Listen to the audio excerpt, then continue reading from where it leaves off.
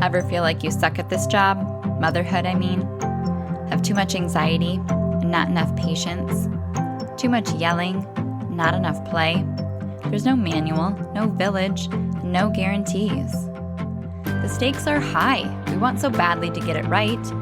But this is survival mode. We're just trying to make it to bedtime. So if you're full of mom guilt, your temper scares you, you feel like you're screwing everything up, and you're afraid to admit any of those things out loud, this podcast is for you. This is Failing Motherhood. I'm Danielle Bettman, and each week we'll chat with a mom ready to be real, sharing her insecurities, her fears, her failures, and her wins. We do not have it all figured out. That's not the goal. The goal is to remind you, you are the mom your kids need. They need what you have, you are good enough, and you're not alone. I hope you pop in earbuds, somehow sneak away, and get ready to hear some hope from the trenches. You belong here, friend. We're so glad you're here. Hey, it's Danielle, Positive Discipline Certified Parenting Coach for strong-willed kids age 2 to 10. I am here to help defeated parents find validation, support, and proven techniques to parent their strong-willed kids with composure, connection, confidence, and cooperation through a 3-month group coaching program based on the wholehearted framework I've developed over years of working with families one-on-one. And if you've just found the podcast, go to failingmotherhood.com to view a playlist of our most listened to episodes, as well as where to start if you have a strong-willed child. Now, I said this 2 weeks ago, I don't often share very strategic how-tos here on the podcast for a reason. Every child is different, every family's dynamics are unique, and parenting is nuanced, especially with strong-willed kids. But the past few weeks, we've been getting as strategic as we can be on this platform, breaking down timers, special time, and now today, apologies. Here's the shocker. I don't insist that my kids apologize, especially my strong-willed one. For one, it's just words. And I know I talk to a lot of parents who say they'll repeat it, but their tone and the way it goes down just doesn't feel good. It doesn't feel right. I'm not satisfied with that answer, even though they did say it. We're looking for actions that embody the actual heart behind those words of saying, I'm sorry, or I apologize. Especially for kids with a very strong-willed temperament. Anything that feels extra vulnerable, surprising, catches them off guard, makes them feel like they're being put on the spot or in the spotlight. Those things set alarm bells off in their head, and they're so loud they can't hear anything else. Their defense mode takes over, they feel attacked, and it sends them into this like fight or flight response. You may have heard Dr. Becky explain it with deeply feeling kids as their vulnerability sits right next to their shame. It is an instantaneous reaction that you really need to learn how to work with and understand rather than try to override. When you insist that your strong-willed child apologizes right after they have harmed someone or something, we think that's what needs to happen because we want to bring attention to teaching a lesson. And there are 2 problems with this. Number 1, it's built on the premise that a lesson needs to be taught, that they don't know or understand that it's wrong to hurt a sibling or a parent or, break a big Lego tower.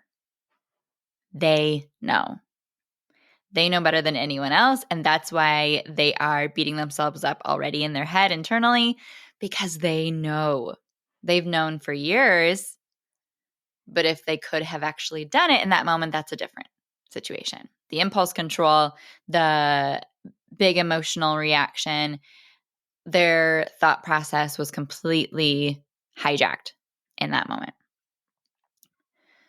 Number 2, that thought that we need to teach a lesson right now, immediately, is also built on the premise that they are teachable in that moment. And spoiler alert, they are not. You are likely not a good teacher if you are feeling dysregulated at all, and they are not teachable. Their brain is basically making you sound like the Peanuts teacher in that moment. They're just not sinking in, not getting through to them. They are in a agitated, irritated state. It's very hard to get through to them in that headspace. So will a lack of really strict reaction in that moment lead them to believe the way that they just acted is perfectly fine? That it's okay to hit a sibling or parent, that it's okay to knock down a big Lego tower of their siblings? No. Hear me say no. Your lack of immediate insistence on what that next step needs to look like allows the focus of their attention to remain on themselves and their behavior rather than immediately being distracted and pulled into the circus of your reaction and then really doubling down on how much they need to tell you they don't like what you're doing or how defensive they need to be based on all of the things you're saying they don't agree with, or it just creates a escalation because on their side of things, it allows the focus of attention to go onto you and take it off of them, which they want. That makes them feel more comfortable to kind of join into this circus of back and forth. So it's actually better the less that you react and allow that focus to move from their behavior to your behavior.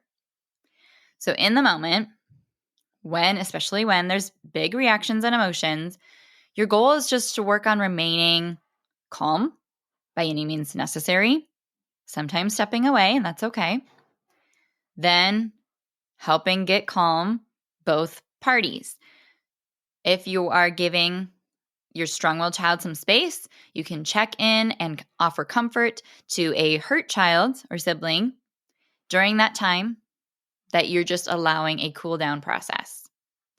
Then, when you can tell that they're going to be a little bit easier to get through to and you can create more of a conversation, you can simply narrate and call their attention to the problem or problems that continue to need solving. Like by saying, there are still Legos all over this floor. How can you help me clean them up? Or you can say, your brother is feeling really sad and hurt. I need you to check on him. Would you rather bring him an ice pack or his stuffy, his lovey, his favorite stuffed animal? Other choices you could offer in that moment to embody the action behind the heart of those words of saying I'm sorry would be, would you rather offer him a hug or a soft touch? Would you rather tell him a joke to make him smile or bring him one of your choice? Would you rather kiss his owie or draw him a picture right now? If they say no, never, none of those things, and they continue to be volatile and unpredictable in that moment, they are telling you with their behavior they are not ready for this conversation. And that's okay. You acknowledge that by saying, okay, I hear that you are not ready to check on him yet. Do you need 1 more minute or 3 more minutes? If there is still no answer, then you can simply say, I'll come back and check on you in 2 minutes to see if you're ready to make a choice then. And then walk away. Because it's happening. You do not need to insist it happens immediately. When you do, the heart behind that is often lost, and the message you're trying to send is construed by the perceptions on each side, the emotions of the moment, and defensiveness and misunderstandings soar. When you work really hard just to control the timing of it, it instigates much more of a power struggle. And again, that heart that you're trying to help them embody is lost in the sea of a battle of control. And in the same thread. You do not want a still volatile, unpredictable, triggered child interacting with a vulnerable, hurt one either. You want to protect the security and felt safety of that more vulnerable child and know that they're going to be able to have a successful interaction, not expose them to continued harm. So if you need time for that to be possible, that's okay. Now, just as important as an apology is being able to intentionally coach the hurt sibling on standing up for themselves and reiterating their needs. You want them to be able to ultimately, in years of practice, be able to say how that made them feel and for them to be able to ask for what they need. And oftentimes we either expect them to know how to do that, or we don't have the capacity or clarity in that moment to even know what it looks like because it's not been modeled for us. We're not doing it well in our own conflict with other adults, which is understandable. But you want to be able to kind of feed them lines like a script because they will never know how to handle those moments unless we teach them. And I think that goes up against some circles of thought that say, leave the siblings to fend for themselves. They will figure it out. Don't intervene and insert yourself. It's unnecessary. Just let them figure it out. But I'm much more in the camp of if you model things often and early, you'll be able to step away younger and sooner, and they'll actually have the skills to be able to manage that conflict without you because it's been practiced and because it's been taught. But we cannot expect 4 and 5-year-olds to handle conflict better than men at a bar when they're 22, unless we actually intentionally teach them what to do, what to say, how to take turns, and verbalize how that made them feel and what they need in that moment or what they can do to show that heart of repair in that relationship. So it's critical to do that and model that when they're receptive to it, when they're in a headspace of actually being teachable, and everyone, including you, is more regulated. We feel this pressure that we put on ourselves to react instantly. And if the moment is lost, if the window of opportunity closes, all right, well, sweep it under the rug. Better luck next time. You can always, always, always circle back. Even if it's an hour later, a few hours later, you have more time the older they are. But you can just say, hey, remember when this happened? Let's have another conversation about that so we know what to do next time. And they'll probably be quite receptive to it because they're not feeling that huge flame of shame at that same time. So you want their executive function to be back online and circle back outside the heat of the moment so that you're not just checking the box and making yourself feel better.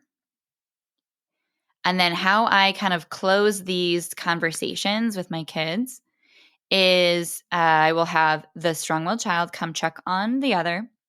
I will usually have the other try to say and stand up for themselves, I didn't like that. I said no, or please stop. Next time, ask me for a turn with that toy. Something that's like solving the actual problem of the conflict that started originally.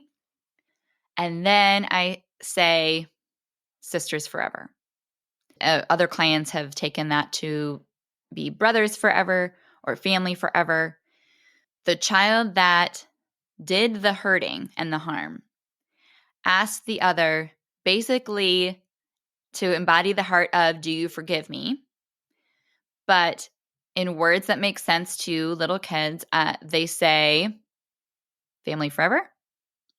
And then the child that is hurt has the opportunity to embody the thought of, I forgive you, by affirming right back to them, and repeating family forever. And so in our house, we just have 2 girls. And so we say sisters forever, and they say sisters forever. And then we're good. That kind of shows each other that there's closure, there's been repair to the relationship, and both parties feel satisfied with what just happened, enough that they would feel safe asking the other sibling to play again. And then we can all kind of move on. And then there still may be a problem to solve where if the instigator child not only pushed and hit, but they also knocked over the Lego tower, that's when I would say, okay, family forever. And there is still Legos all over the floor. How can you help me clean that up? Would you rather start with the blue ones or the red ones? Or should we set a timer? Or I'm going to offer empowering choices of how they can engage, and we can work together on continuing to solve the remaining problems that still exist because they are responsible. And there is action and accountability for their behavior, but it's related to the actual problem that they created rather than it being an unrelated punishment that just creates more anger, misunderstanding, and frustration between us. So when I help them repair, that helps the whole culture of their home and the tension in the room decrease as well. Instead of just remaining at that high level of intensity where everyone continues to walk around eggshells next to the volatile child. And, then likely that energy continues to create irritation, and then we're back at square one again 10 minutes later. So I hope that playing that out in this short, brief way can help you see at least the freedom you might have and the flexibility and the way that you can adapt in the moment and the choices that you have of what that can look like and how you respond that will still create the outcomes that you're looking for, which are healthy sibling relationships, empowered but not entitled kids, and emotionally intelligent skill sets in your kids, while you can still work together towards those things, not against each other in those moments. So, of course, there is always tweaking, troubleshooting, and individualization for every type of discussion topic that I bring to the table with clients. And when you don't have that, you might be left beating yourself up for not being able to do it right, or stuck because you don't know what to do when this happens, or if this doesn't work. And, when you run into those walls, you deserve more support. So for more on parenting strong-willed kids, view that playlist of the episodes to start with at failingmotherhood.com. Watch my free training at parentingwholeheartedly.com/unapologetic.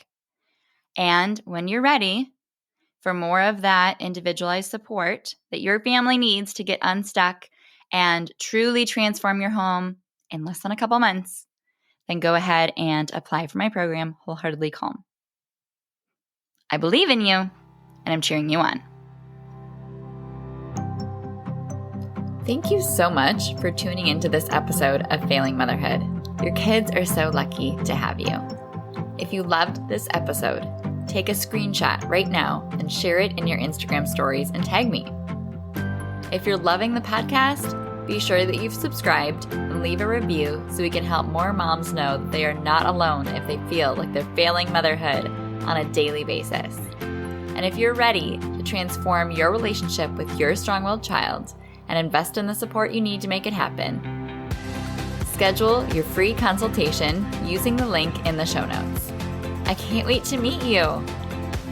Thanks for coming on this journey with me. I believe in you, and I'm cheering you on.